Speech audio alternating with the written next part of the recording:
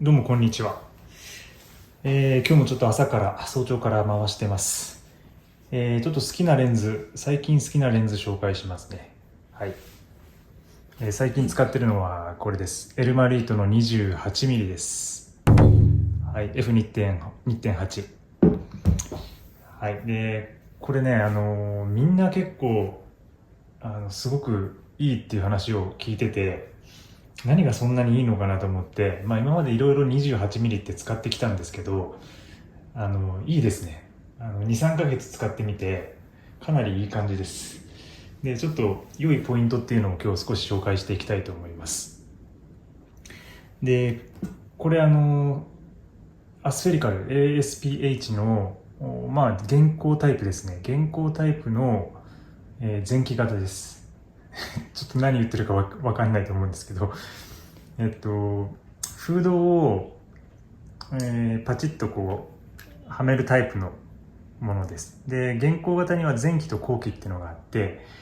後期の分がスクリュータイプで、ねじ込んでフードを回すタイプのものになります。で、これは、そのままパチッとフードをつけるタイプ。なんかちょっとプラスチックっぽい感じの。で、僕は軽さとコンパクトさを重視してるので、金属製のフードいらないので、そもそも。なので、前期型にしました。で、前期型の方がちょっと若干価格も安いです。はい。28mm。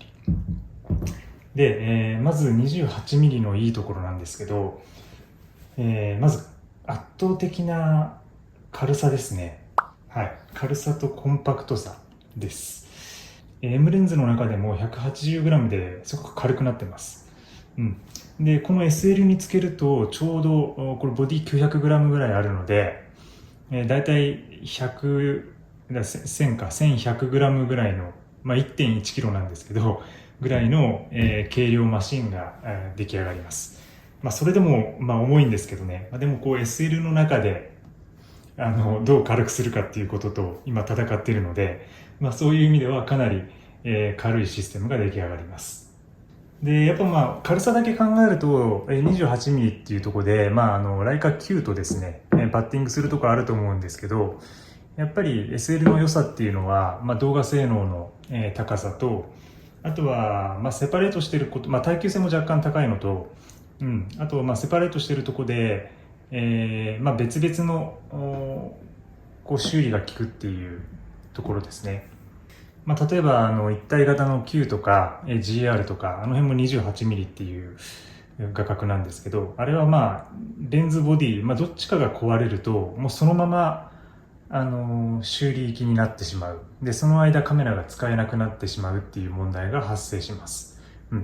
なので、レンズ交換式っていうのはそういう面で、レンズだけ壊れたらレンズ変えればいいし、ボディだけ壊れたらボディ変えればいいっていう風な、そういう感じの使い方ができるので、まずそれがいいポイントですね。で、もう一つは、僕ライカ Q 使ってた時に、完璧すぎるカメラだっていう表現をよくしていた時があって、で、マッチングが、レンズとボディですごく撮られてるので、ものすごく絵もスムースで、なんか完璧な写りになるんですけど、やっぱりこういうふうにボディとレンズが分かれてると、周差とか歪みとか、そういうものがそのレンズの特性によって現れてくるので、なんか写真的というか、ちょっとアナログ的な、あまりこう完璧でないような不完全なもの、が撮れるので、そういうところも気に入ってますね。はい、完璧すぎないっていうか、そういう意味で、こうレンズ交換式好きですね最近。はい、で 28mm といえばやっぱりストリートフォトグラフィーで、御用達の画角だと思うんですけど、ゲイリー・ウィノグラントとかブルース・ギルデンとかね、すごく近くでフラッシュ焚いて、撮るおじさんいますよね。あとはアーロン・バーガーとか最近だとね、あとウィリアム・クラインとか森山大道さんも、28mm っていう画角をよく使っています。なのでちょっとそういうこう、ストリートフォトグラフィーの気分になれるっていうか、そういうちょっとインスパイアが、湧くので、インスピレーションが湧くので、28mm 面白いですね。はい、いいところ3つ目としては、28mm という画角のやっぱり汎用性ですね。で、今 iPhone に採用されている画角がちょうど 28mm くらいなんですけども、やっぱり 28mm っていう焦点距離は風景や建築、人物とかですね、もうなんか何でも濃いというか、何でも撮れる画角です。で、人物には若干広めかなっていう感じはするんですけど、28mm でうまく撮ってる人たちもたくさんいます。で、やや 35mm とは違って、ちょっと広めの広角気味の画角っていうのが、やっぱりその場にいるような臨場感を作り出しやすいんですよね。客観的視点というか、中に入り込んでいながら客観的な視点で、見る人に、その写真を見る人にとってはその場にいるような雰囲気が出せるので、そういう意味で絶妙なところですね。で、28ミリより広くなると今度その歪みが強くなってしまうので、ちょっとデフォルメというか、なんていうか、ファンタジーに寄りすぎるところがあるんですけど、28ミリは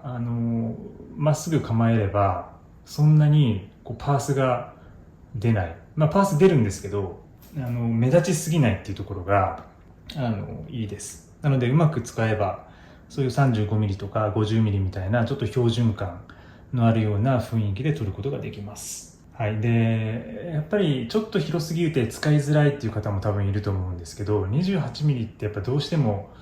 その50に比べると広いので、余計なものが映り込んでしまうんですよね。で、これ今ちょうど動画 iPhone で撮ってるんですけど、大体、でも動画だとちょっとあれかな、28よりちょっと狭くなってるかもしれないですけど、なんか横、意図しないものがね、28mm って映り込んだりするんですけど、角とかにね。で、そういうのも、写真的でいいというか、なんか50mm はよく、人間が集中してものを見るときの視点とかって言われるんですけど、28mm は、なんか、ざっくり、ぼんやりと集中しているその周辺を映すような画角なので、結構視覚のですね、意識しなかったところのものが入ってきたりするので、それが後から見返した時になんかその場にいる雰囲気とかを、盛り上げる役になってるのかなと、思います。はい、そんなとこかな。で、ちょっと弱点、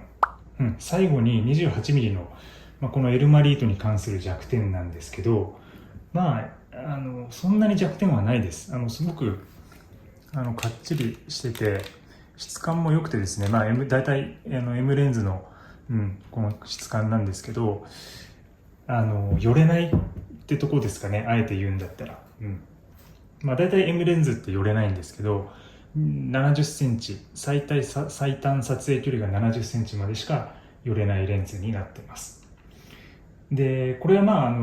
そういうものなので、いろいろ対処法があって、クローズアップフィルター、レンズの前につけるフィルターがあるので、そういうクローズアップフィルター使うとか、で、マクロアダプターみたいな、ここのね、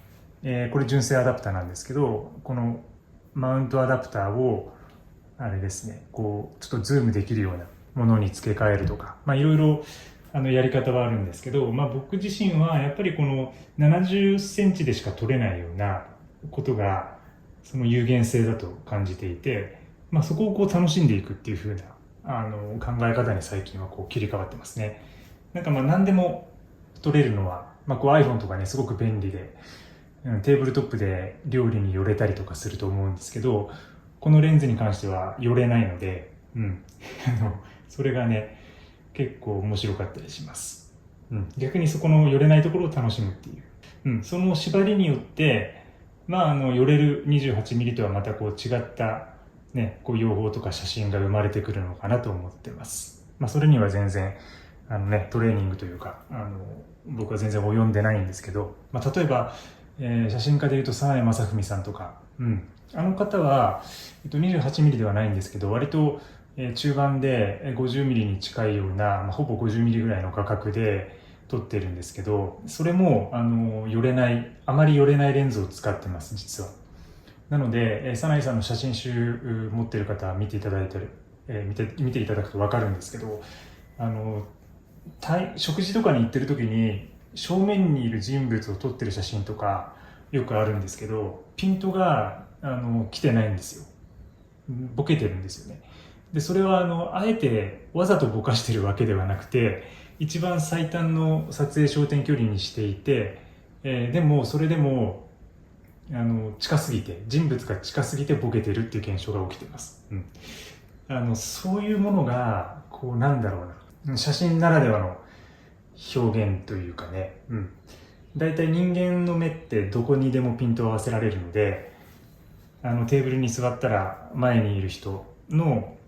顔とかはっきり見えてると思うんですけど、このレンズと機械、カメラを通すとそれが見えなくなる、っていうところが、何かそのリアルとは違うもの、何か一つ自分と相手の間にこう介在されてるものっていう表現になってるので、写真的な表現にそれがなっているのかなと思ってます。だからそういうちょっと寄れないっていうところをあえて楽しんでいくっていう姿勢が、この M の、28mm を使いこなすポイントかなとは思ってます。はい、そんな感じかな。ちょっと今日もいろいろごちゃごちゃと喋ってきましたけど、動画も撮りやすくて、やっぱり50だとね圧縮しすぎるんですけど、 28mm だと撮りやすくて、もう最近上げてる動画とかは割とこの 28mm 一本で、撮ってたりしますね。そんな感じです。でね、またちょっとレンズの紹介とか、この非球面好きなズミキロの 50mm とかもあるので、ちょっとこういうものについても話せたらなと思ってます。はい、なんか質問とか28mm 使ってる方とか感想とか、これはちょっと違うんじゃないかとか、28mm 逆に嫌いだとか、ね、そういう方いましたら、いろいろ意見を教えてくださると嬉しいので、コメントを書き込んでください。はい、じゃあまた次の動画でお会いしましょう。良い一日を。